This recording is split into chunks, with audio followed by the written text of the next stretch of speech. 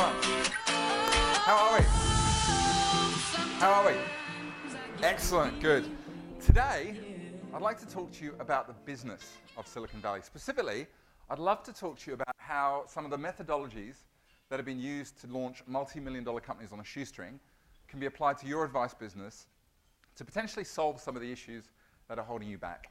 Before we do that, though, I would like you to join me in a little activity. So I want everyone to just quickly stand up if you wouldn't mind. Excellent. In a moment, I'm going to ask you to turn to the person next to you. Now, you can do this in groups of 2, or you can do this in groups of 3. And what I'd like you to do is I want you to imagine we're at the end of 2016. You've had a great year. In fact, you've had an awesome year. But over the course of the 12 months, you've only really worked on solving one big problem. But in solving that problem, it's been the big thing that's been holding you back or stopping you or just inhibiting your growth. And as a result of solving that one problem, you've had your best year ever. Now, when you've got that into your head, I want you to turn to the next person and just have a bit of a chat. Explain to them, what was that one issue that you solved over the course of 2016? Make sense? Excellent. Off you go. Excellent.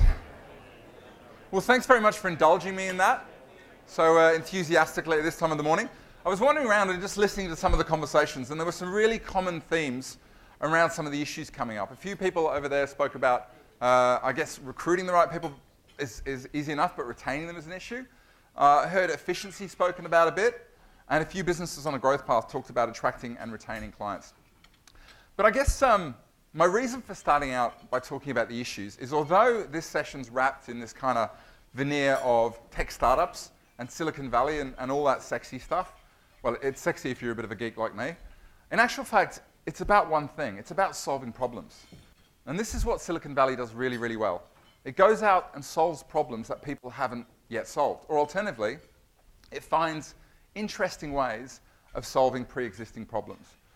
And it's this approach that has enabled them to build really, really successful businesses that often grow at, amazing rates, 10% per month. So what I'm going to do today is I'm going to pull some tools out of a toolbox called a high-growth tech startup. And I'm going to share with you how potentially you could take these methodologies that have been proven for years and years and apply them in your own business. Now, I could start off by talking a bit about my background. I could tell you a bit about my history of business coaching. I could even tell you about my experience in 2013 in getting involved in the startup community in Sydney.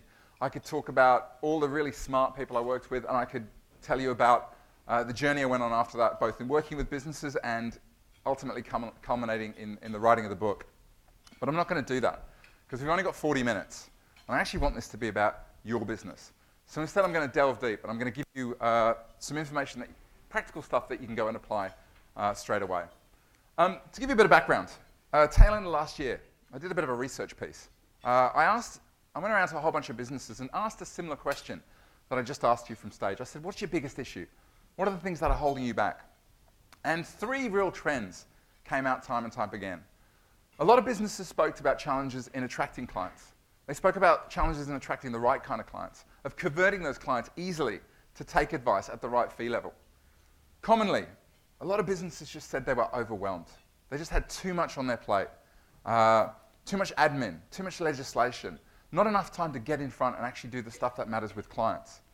And the third theme which really came out was a lot of businesses felt that everything was a bit manual. They weren't systematized enough, or they were too dependent on the people in their business, so they couldn't get the right kind of people. Or they just didn't have enough time to do the little things, the 1%ers that add up together to make a really outstanding experience. I think the real fear that a lot of advice businesses shared with me was that their growth wouldn't be sustainable. If they tried to put their foot down, there were going to be things in their business that broke. And so, to be honest, most of the time when I said, if you grew your business, what would be the thing that broke first? Often it was the business owner who said, look, it'd be me, followed by my staff, followed by my clients as they walked out the door. And this was true for businesses that are established as well as those that really wanted to grow. They were scared that that growth wouldn't be sustainable. What they really, really wanted is a lot of businesses wanted that flow of the right kind of clients. They wanted to control the flow, not be dependent on third parties for it coming through, to be talking to the right kind of people.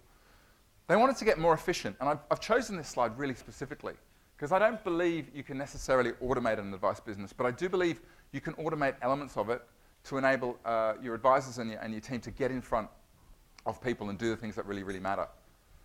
I think one really strong thing that came through is most advisors wanted to do the things that put a smile on their client's face, to create advocacy. And in doing so, they wanted to surround themselves with a team of people who could do some of the heavy lifting and really help.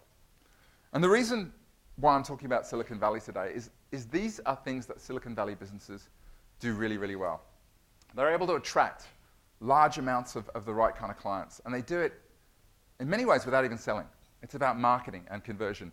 They automate really well. They don't start off with systems, but they start off with people, and as they grow, they find really smart ways of replacing what people do with systems. And most of all, they're able to create massive amounts of engagement with their clients and attract great people. 15 years ago when I came to Australia and started in the community, in the financial services industry on a graduate program, it was a pretty prestigious place to be. If you talk to graduates now, they all want to go work for Google and LinkedIn and places like these. So there's a real opportunity there.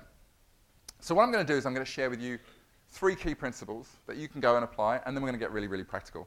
But before I do, I want to just sort of put forward the idea that this isn't theory. There are financial services, financial planning businesses that are already doing this, and I want to share some case studies. Map My Plan is a business which advertises itself as being financial advice for people who don't want to deal with financial advisors. Now, for any businesses out there who are thinking, this is a bad thing, I want to reset your view on that. Because the fact is there are a bunch of people out there who their first reaction isn't to see a financial advisor. But if we can get them engaged with advice, there's a potential that once they're in there and they realize how complex it is, they will then go and engage with advice. So it's actually a great lead generator and a great opportunity for our industry to go mainstream. I'm not going to talk too much about the site itself. The brains behind it is a gentleman called Paul Feeney. Paul Feeney used to be an advisor himself, as well as I guess having a wide and varied career nationally and internationally. And feel free to go and check out the site because you can check out the functionality. But what I did want to share with you is a bit of a story as to how he's got the word out there. About 6 weeks ago, I sat down with Paul to talk through the way he'd launched it. And at that time, over the course of 6 weeks, he'd gone out via a social media campaign. And over the course of 6 weeks, he generated 7,000 hits to his website. That's a pretty good number. As most businesses in the room would be pretty happy at getting 7,000 potential clients hitting their website in a year. But that's actually not the impressive bit about it. Paul went out there with an offer for clients to take a simple financial fitness test. And in doing so, of those 7,000 people who took him up on the offer, 30% of them went through the process of getting that 5-minute test and getting their score. Now, for an industry that is supposed to be sold to clients, having people to actively come in off social media and use it, that's a pretty impressive number. What's more, 550 of those actually went through and are going through the process of creating their own financial plan. Now, Paul's got some challenges to sort out in terms of his pricing and also getting people to go through the process to complete it. But the way that he's growing the business is using a lot of these principles that underline online businesses. So there are people out there doing it right here and now, and they're getting great traction. So I'm now going to go through and share with you 3 key concepts that you can kind of leverage. How does that sound? Good, because if you said no, I was kind of stuck. That was it. No more content. Okay, so the first one I want to share with you is this idea of focus. Now, I don't know whether it's the past 18 months in particular, but I've noticed that more advice business owners are they're trying to do more and more. Whether it's legislation or it's the fact we've got a lot more marketing channels to be cognizant of. The problem is this: the more and more you try and do, the less and less you actually get done. There's a great book called The One Thing by Gary Keller. And it's all about the fact that success is not a simultaneous thing. You don't build success by doing 10 things at once.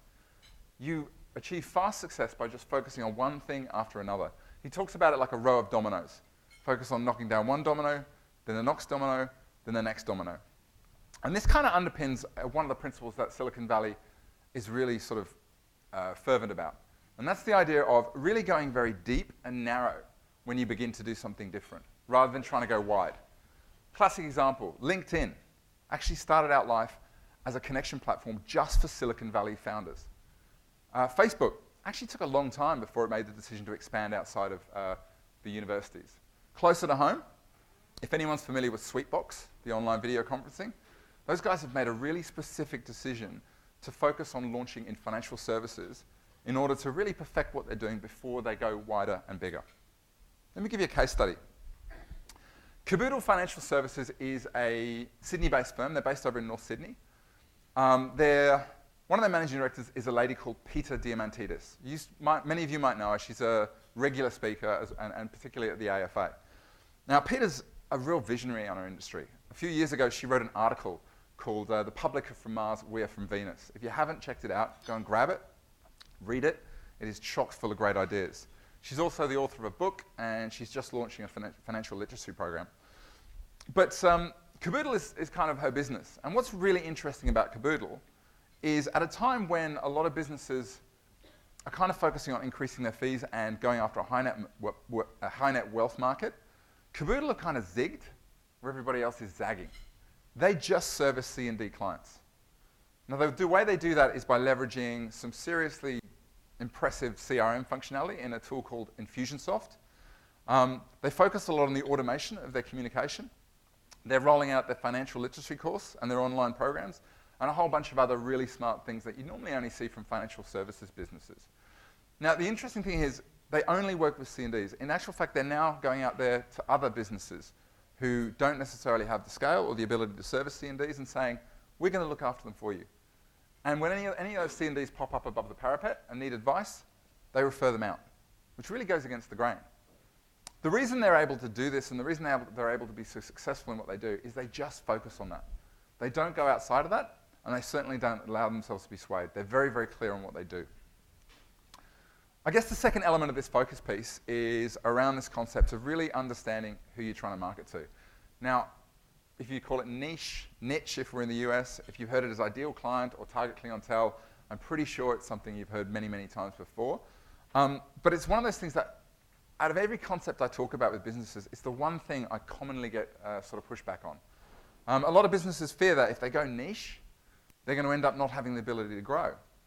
But as you've seen, one of the challenges is if you try and be everything to everybody, you end up kind of talking to no one. In actual fact, if you want to launch something really, really great, one of the things is when your marketing goes out there, you want 90% of people to ignore you, but the 10% of people you're trying to reach suddenly prick up their eyes and go, you're talking about exactly the issues I have. I think one of the problems when we talk about niching, and here's the thing, even if you do go deep, it's not the end of your growth story. In actual fact, many, many businesses go deep and then expand out of it in order to grow. I think one of the big problems is when consultants like me come and talk to you guys about ideal client and target client and all that sort of stuff, we kind of approach it from only one point of view. And a few years ago, someone showed me this concept, which kind of stuck with me, and it's been really relevant. You can go really, really clear on who your market is. You can decide on a specific demographic or a mindset. You can decide that your advice business is going to service executives or professionals or medicals or Gen X, whatever it might be. But there's another side to the equation. You could decide to own a message. You could decide there's a philosophy to your advice, or there's something you believe about the way advice should be done, and really own that part of the market. Really classic example, I think, is Aussie Home Loans. Aussie Home Loans' message was, we'll save you. They went out there with the idea that if the message is, if you don't want to deal with the banks, deal with us. And as a result, their market was anybody, but they captured people who wanted the same thing. And as a result, they were able to achieve a phenomenal growth trajectory. Of course, the sweet spot is if you can get the both. And a classic example here is Apple. Their market was creative people. Their message was, we'd challenge the status quo and do things differently. They hit the sweet spot, and then once they dominated that niche, they were able to expand out. I want to move on to principle 2. And principle 2 is that it's not about the idea. If anybody's read the Steve Jobs biography, the big white one with the cover, the thick one, there's a story in there which I always remember, which is when Steve Jobs and Steve Wozniak were invited to tour, I think it was Xerox's offices. And they're wandering through having a look at the different technology, and they spot something called a GUI, a graphical user interface, which we'll know better as the mouse. And sure enough, they thought it was a great idea. They took it and they created the mouse and kind of went some way to creating Apple's success. Now, if you hear this story, you think this is a story of a stolen idea. But in actual fact, this is a story about execution.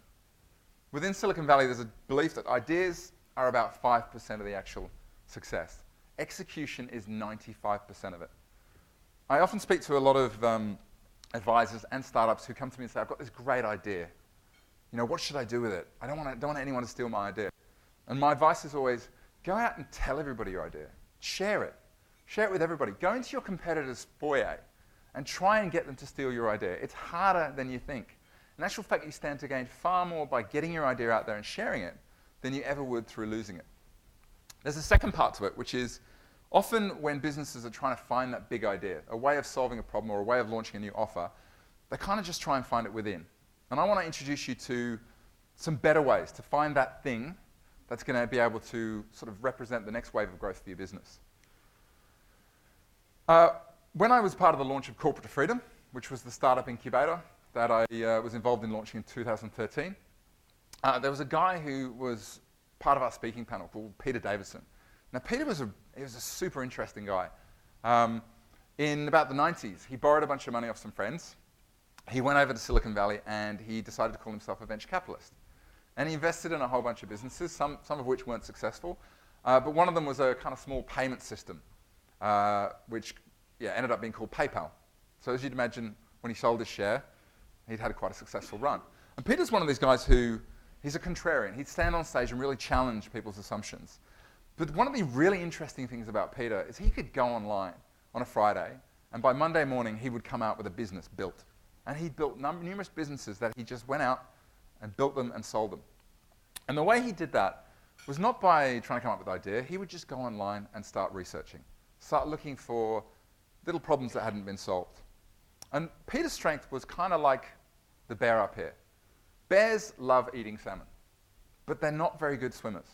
And I've never seen a bear able to fish with any degree of quality.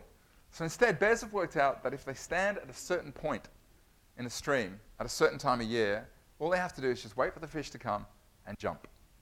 The opportunity within your business is there are problems just sitting around in plain sight. There are things that your clients need but aren't being met, or there's ways that your business is operating which represent opportunities. And if you can just start looking for them rather than trying to come up with ideas, there's a great opportunity for you to find that next thing.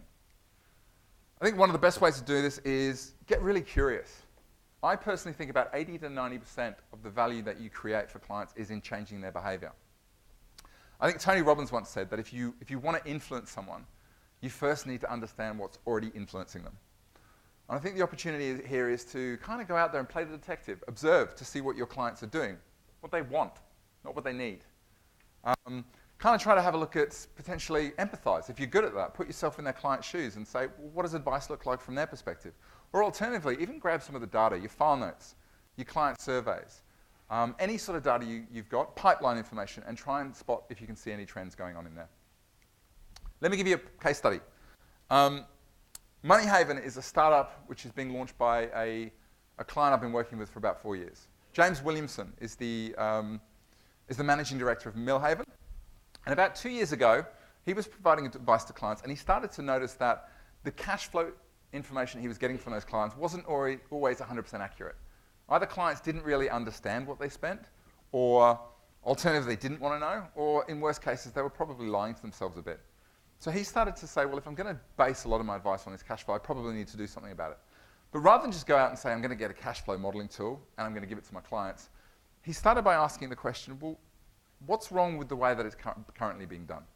And he identified that at its base level, if you just give people the data, the information about where there's money is going, it probably isn't going to change their behavior much. The second level up is he looked at it and said, well, what if I interpret the data for them on a quarterly basis or an annual basis? I gave them a bit of a balance sheet, personal profit and loss. He said, that's better, but that's probably not going to change their behavior. So instead he really looked at it and said, well, what is the coaching I need to do?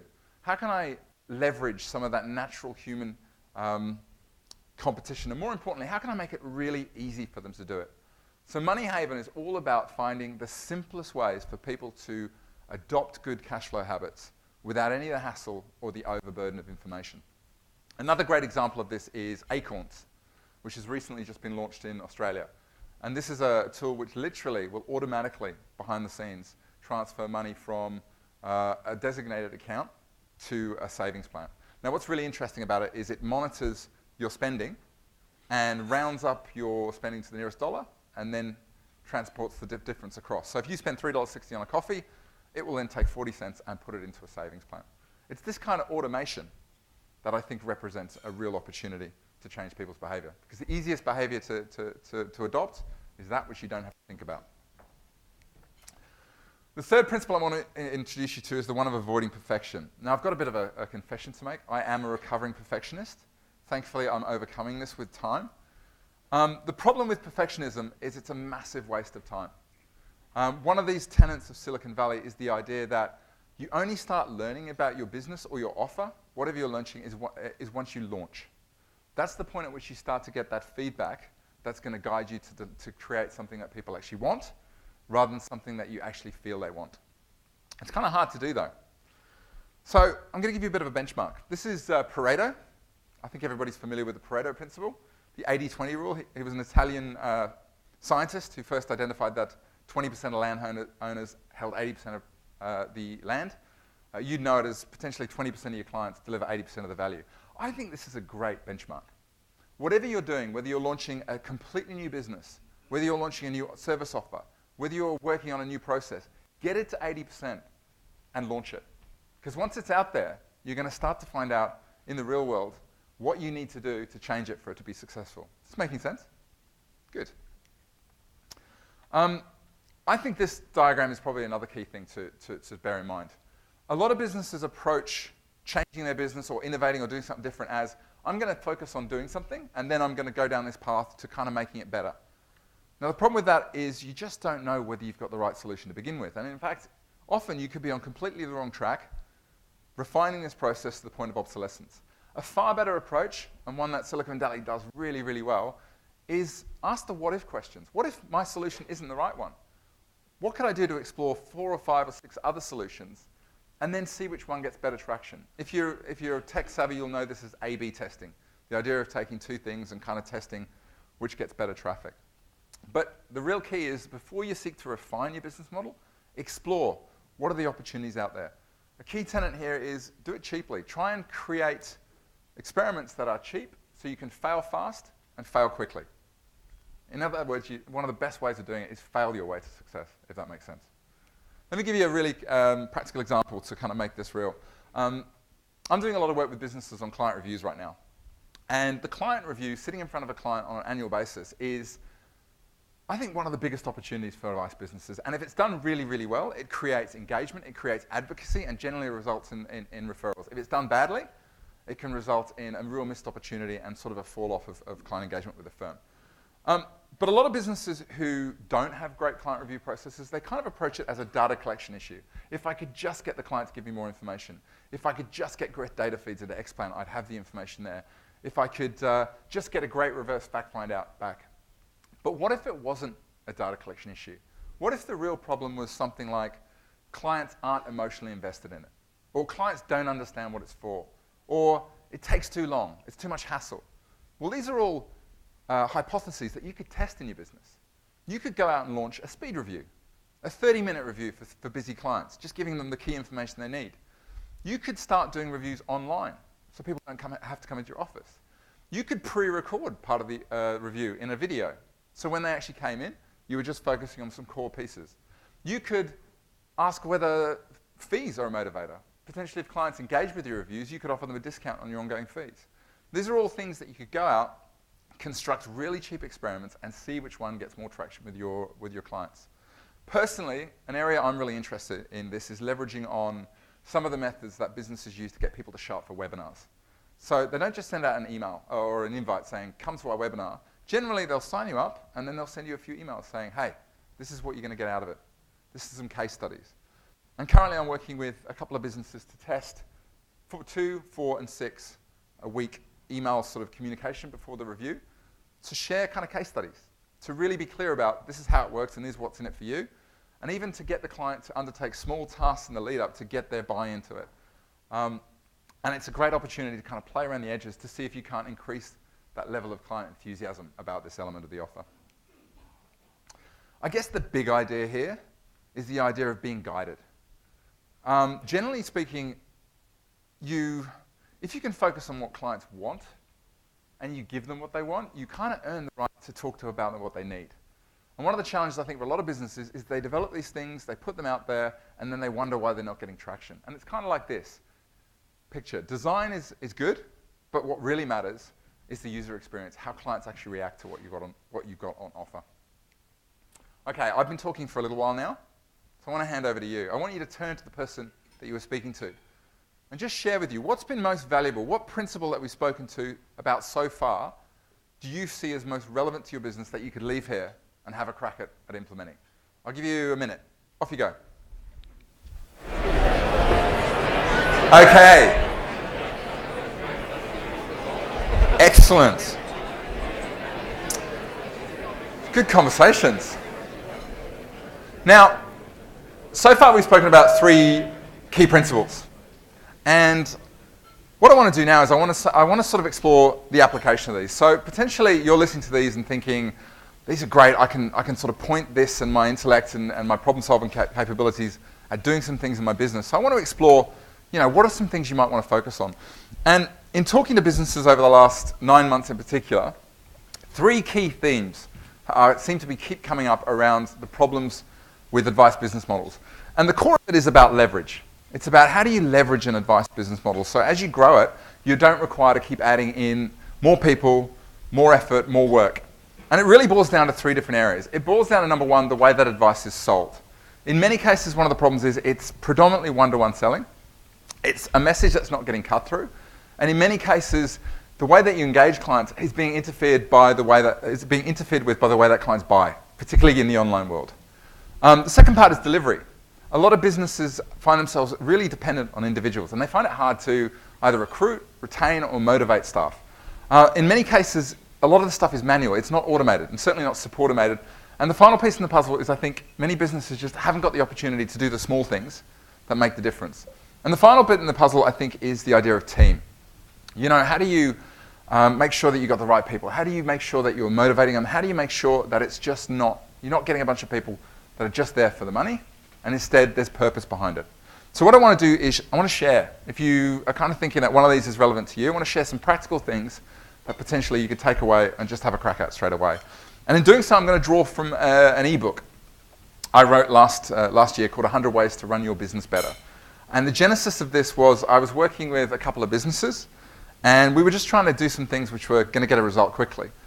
And one of them turned around to me and said, wow, you've got all these really good small ideas, Stuart. How many do you have? So that afternoon or that night, I went home, grabbed a spreadsheet, and just started writing. And about 40 minutes later, I had a list of about 140.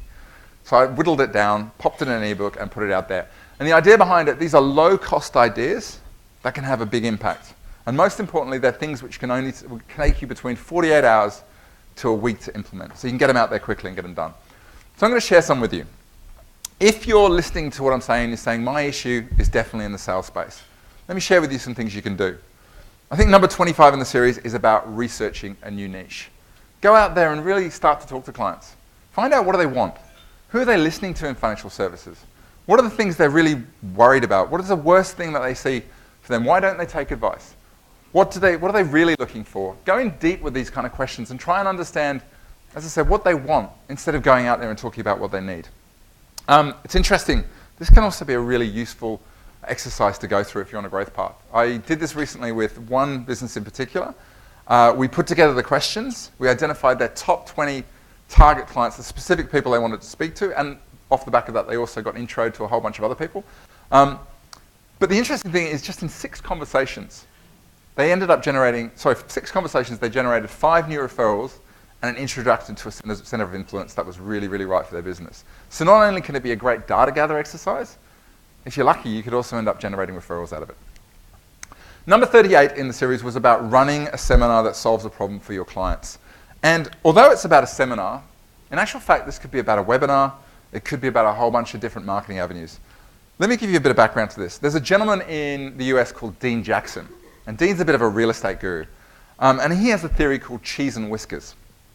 And his theory goes that clients or prospects are a bit like mice. They have 2 interests in life, mice. They want cheese, which is, in human terms, it's good stuff, fun, enjoyment, benefit. And the other thing they're really focused on is avoiding cats. And cats is danger, risk, hassle, all that sort of stuff. Now the problem is, as advisors, most clients see you as a cat. Potentially, you're going to put them in a situation where they're going to spend money. Potentially, you're going to put them in a situation where you're going to remind them of all the things they're not doing. And potentially, you're going to put them through the effort of having to do a bunch of stuff. So when you as a business go out and offer them a first appointment, what you're offering is a meeting with a cat. Well, in actual fact, what mice want is free cheese. So the challenge here is to work out what's the free cheese that is going to capture your client's attention and really give it to them without that sort of obligation of a meeting. Let me give you an example. The same client had been running seminars for a while, and the seminars were on amazing titles like How to Make Your Super Work for You and the best insurance policies out there. So we sat down and said, look, who are the people you really want to attract? And the answer to that was he wanted to attract IT consultants in the Canberra market. So we asked the question 12 months ago, what was the biggest problem facing IT consultants? And at the time, there were a bunch of cutbacks going. So the biggest problem was, how do I make sure that I'm not made redundant? So we ended up speaking to a whole bunch of his top clients, confirming that what they really wanted to do is kind of do that, but also increase their hourly rate. Funnily enough, one of his top clients turned around and said, I happen to be a speaker, and I run workshops on how to increase your hourly rate while making yourself indispensable. So we ran that seminar. It was oversubscribed, and he ended up generating a whole bunch of first appointments on it, simply because he focused on what they wanted, the free cheese, rather than leading with the offer, which was a first appointment and a meeting with a cat. Number 67 in sales solutions is kind of this idea of mapping out your engagement strategy. And frankly, this is about getting a big sheet of paper and kind of going a bit analog and drawing a bunch of things about what's the touch points your business is going to have with a client. I think that the really clear opportunity here is to ask the question about the first 90 days.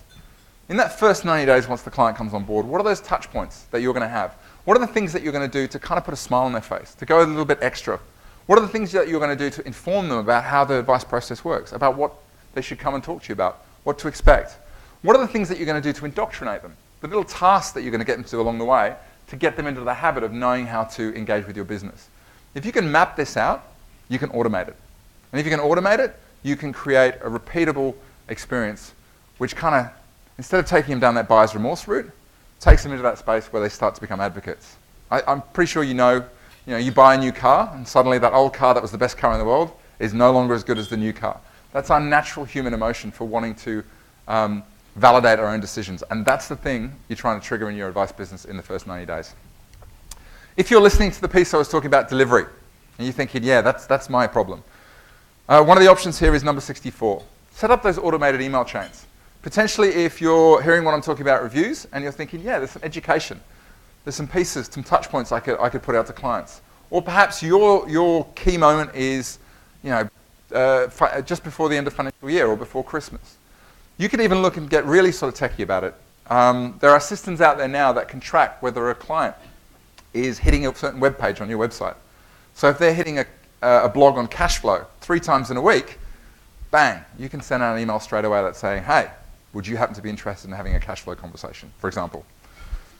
Number 69 is all about getting comfortable using online meeting tools. There's an advisor I've been meeting with for about the past 3 years called Dean Holmes. And about 2 years ago, Dean and I sat down to have a coffee, and he said, Stuart, I'm moving to London. And I was like, oh, that's great, Dean. Are you going to sell your business? And he was like, no, I'm going to run my business from London. And in fact, over the last 2 years, he's been doing that, using online meeting tools and a whole bunch of other stuff. And the interesting thing is, during that period, the engagement level with his clients has actually increased. He comes back on a quarterly basis for a 3-month stint, but other than that, he actually says it's improved his business. I spoke to another couple of advisors who just moved to the US for 2 years, and they're going to run their business remotely. So the era of the digital nomad advisor isn't sort of something in the future, it's something people are already doing. As well as that, it could probably save you a whole bunch of time. Number 77 is kind of a big curly problem if you want to sort of have a crack at. It's procrastination. I often talk to advisors about how do I represent the value. And it's all very well to look forward and say if we work together over 20 years, this is the difference between your situation would be if you were on your own versus with me. But increasingly, I suggest looking back. Where would your clients be if you started working with them 5 years ago? I think procrastination is one of the biggest killers of value. And if you're looking for a big, meaty problem to try and solve through automation, through education, through whatever you want to do, this is one that I think you can create massive value. The final 2 sort of 100 ways that I pulled out here are numbers 43 and 44, which are around creating online e-courses and also looking to create a community, a tribe. There's an advisor I spoke to recently who is now kind of offering just education to their clients. They can buy an hour and a half of her time for $600 and she will talk them through everything they need to know about self-managed super funds. There is no fact find, there is no SOA, it's merely an exchange of information. I spoke about Peter. She's launching an online course in a community. A lot of businesses are looking at packaging up their knowledge and experience in ways that are not just about one-to-one engagement and are not just about SOAs at the end of it. It's a real opportunity to create additional revenue flows which are not just one-to-one engagement, which by definition is scalable. Makes sense? The final bit in the puzzle is kind of team solutions. If you're listening to it and you're hearing that your problems are to do with finding, attracting, motivating people, 83 and 84 are about online operations manuals and adopting the system for designing systems. I think anybody in the room who's ever put together a process manual will probably tell you it's like pulling teeth. Trying to tell people how to do things in words is painful. And the thing is now with the advent of very cheap online intranets like Google Sites or Mango apps, combine that with video and you can literally create a video explaining how to do something in the time it takes you to do it. Then if you've got a way of, like a recipe, everybody knows in your business how to write a process by talking about stuff like what the process is, why it's done, who it is, when it's done, and also really at a high level how it's done. You can actually get other people to build your systems manual for you while you as an owner get on with the important stuff, which is getting in front of clients. And the final piece in the puzzle, I think, is 93 and 87. I think the real opportunity for small business right now is the fact that there are resources available to you that 15 years ago were only available to large businesses. Whether we're talking about marketing resources or tech resources or analytical resources, the fact is that it's cheaper than ever to go out and find people who are good at the things that you're not. If you're not using the outsourced or the freelance economy, get all over it. Because the fact is you're a small business. You can get something, an idea, to launch in a week that would take a large corporate 6 months to get out there. And that's why we're seeing so much disruption from Silicon Valley right now. Okay, that's the practical side of things. There's a whole bunch, hopefully there's a whole bunch of ideas you can take out there, but I want to leave you with a couple of final pieces which you could actually action today if you wanted to. Really simple things. And the first kind of next step I suggest is the idea of partnering up. I've had the opportunity to meet or speak with a lot of venture capitalists and angel investors in the Silicon Valley, sort of in the tech startup space. And interestingly, they've all got their own little sort of criteria for investing in businesses.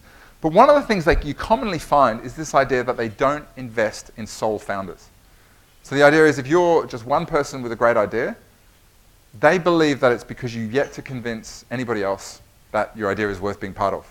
And if you can't convince other people, then the assumption is it's going to be hard for you to do with clients. As well as the fact that it's very rare you get one person with all the skills. Now, I'd probably argue that given as established businesses, it's probably a slightly different rule of thumb. But still, there is real value in going out there and connecting with people who've got similar problems and kind of putting your heads together and try to solve them together. Firstly, it's just you get so much more momentum as well as you access different viewpoints. If you are excited in this space, my strong suggestion is go out and find other people who are similarly excited. Get involved in meetups. Or alternatively, do you know what? Today's a good opportunity. Go and have a chat to people outside. And if you find somebody who wants to go down that innovation path, start meeting up. Start having coffee and talking about your views. Share your ideas. The final piece of the puzzle, or the final suggestion I'd say is look outside our industry. Some of my personal biggest revelations have come when I've just worked well outside of my own niche. Particularly in the startup space, but also I learn a lot from working in the fitness industry or working with fitness companies. If you want to talk about unscalable businesses, personal training has got to be up there with the best of them. In actual fact, what we're seeing now is through CrossFit and group coaching, a lot of really smart people have worked out the way of taking methodology and scaling them. And we're now starting to see it moving into online with things like KFit. So get outside there, look at what other businesses are doing, and grab their ideas and implement them in your own. Okay, let me give you a quick 30-second summary. We started by talking about focus. We started by talking about if you just focus on one thing, success is sequential rather than simultaneous. We talked about get really, really clear about your end client, or alternatively, get really, really clear about the message. It's a great route to begin your growth path and get traction before you expand out. It's not about the idea. The idea is about 5%. Execution is 95%. And if you're trying to come up with an idea and you can't find one, stop. Go and be the bear. Alternatively, get really, really curious about your client's behavior. Avoid perfection. It'll waste time. Get it out there. Start learning about what you're doing and really pay attention to how clients are using it. That's a fast route to growth. And finally, if you're looking for issues to point your target at, sales, the way your business sells, the way advice is sold, the way you deliver value to clients, and the way you find, attract, and retain good people are just problems waiting to be solved. Okay, I'm going to give you 30 seconds now. I want you to turn to the person next to you and just say, what's the one thing that off the back of this presentation you're going to commit to doing in your business over the next month? Off you go. Okay. Back to me. Hope we've got some nice meaty commitments going on around. I hope you've enjoyed some of the content we've spoken about today. As I think Olivia said, it's kind of a taster of a whole bunch of stuff that I wrote about off the back of my experiences. I'll be doing some work with the CommInsure team based around the States. If you're interested in what we've spoken about and you'd like to grab a free copy of Finovation, all you have to do is either come to the stand, drop your business card in, and the CommInsure team will be in contact to hand deliver your copy. Alternatively, if you don't have a business card and you'd like to still register your interest and you'd like to get a copy of the 100 Ways to Run Your Business Better ebook, for the only time ever in a presentation, I'm going to give you permission to take out your phone right now. You can SMS 100 Ways with no space to the number on screen, and it will be sent to your inbox before the end of my session. This isn't one of those $5 a minute things. It's a normal SMS, so if you are interested, feel free to go ahead. That's it from me. I hope you've enjoyed the content. Enjoy the rest of the conference, and I'll see you later.